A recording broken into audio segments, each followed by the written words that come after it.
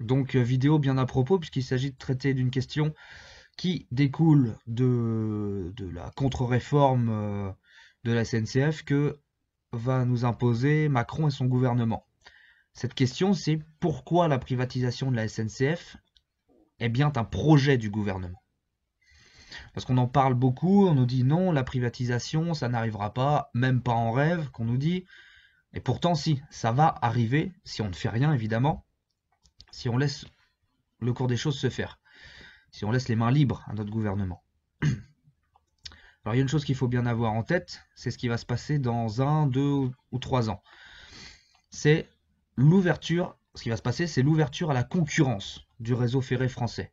L'ouverture à la concurrence qui est exigée par l'Union européenne, qui doit se faire très prochainement.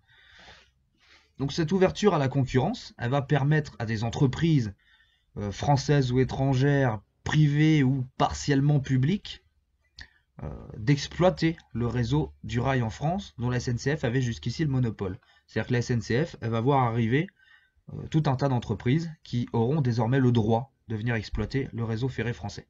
Ce marché-là, ce gâteau. Donc comme son nom l'indique, on va ouvrir à la concurrence. C'est-à-dire que les entreprises, privées ou publiques, donc peu importe, elles vont devoir se faire concurrence pour survivre. Même la SNCF. Donc comme la logique de la concurrence l'impose, faire un maximum de profit pour éviter de se faire bouffer par d'autres entreprises.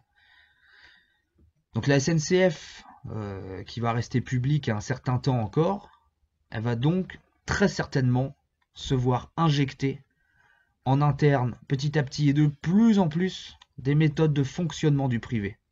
Les méthodes de management, tout ça. Comme ça s'est passé pour France Télécom.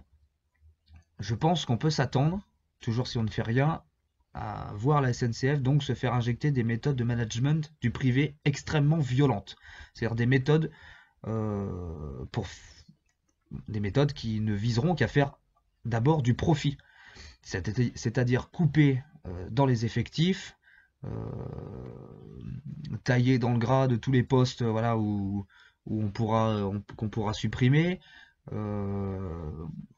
Ça va être voilà, faire du profit partout où on peut en faire. Faire du profit, des économies. Faire des économies partout où c'est possible d'en faire.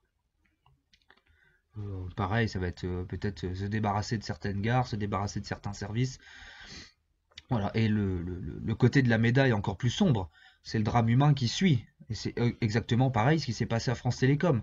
Ce sont des suicides, ce sont des salariés qui partent en dépression totale, des familles qui explosent, des gens qui partent dans des dépendances pas possibles. Bref, ça risque d'être extrêmement violent.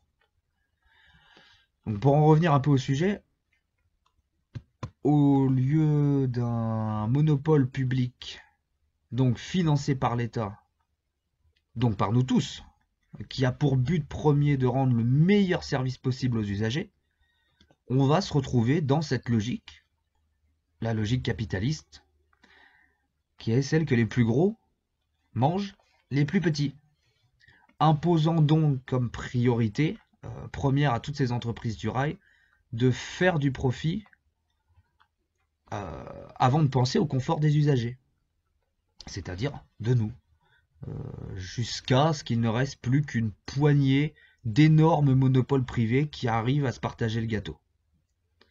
Voilà, ils peuvent nous dire ce qu'ils veulent, nous annoncer que la privatisation c'est même pas en rêve. L'ouverture à la concurrence du réseau ferré français, elle va in fine amener la privatisation de la SNCF. C'est logique.